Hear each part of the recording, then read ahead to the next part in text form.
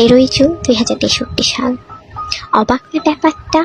ডিসব্যান্ডিং হবার এত বছর পর বৃদ্ধ 7 জন বিটিএস সদস্য এক হয়ে কনসার্টের আয়োজন করে 50 বছর পূর্তি উপলক্ষে।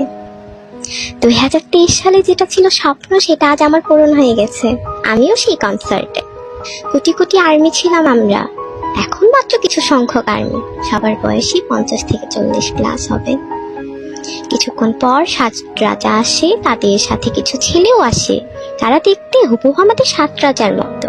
তখন ইয়ঙ্গি বলে উঠে, আর্মিরা আমরা ছোট বাংটান নিয়ে এসেছি, আর বলেছিলাম না বৃদ্ধ বয়সেও আমি কোমরে হাত দিয়ে ফেক লাভ গানটা গাইবো, এই যে দেখো আমি এসেছি।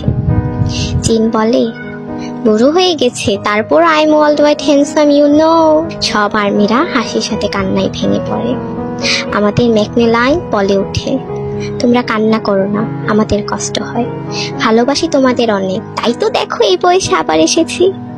কান্না করো না তোমরা প্লিজ। জি হোপ বলে, I am your hope, you are my hope, I am J hope.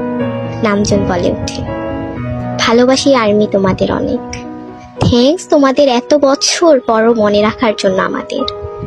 আমরা কোনোদিন তোমাদের ভুলবো না, তোমাদের ভালোবেসে যাব সারাটি জীবন।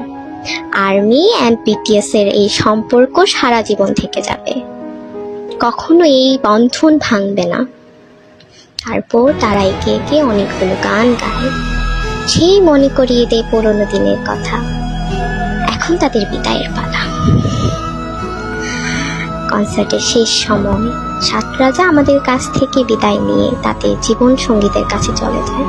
পিছন থেকে দেখছিলাম আর খুব হিংসে হচ্ছিল, আর মনে হচ্ছিল 7 রাজা শুধু আমাদের, শুধুই আমাদের।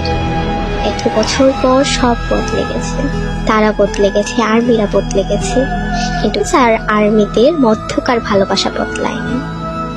BTS army forever.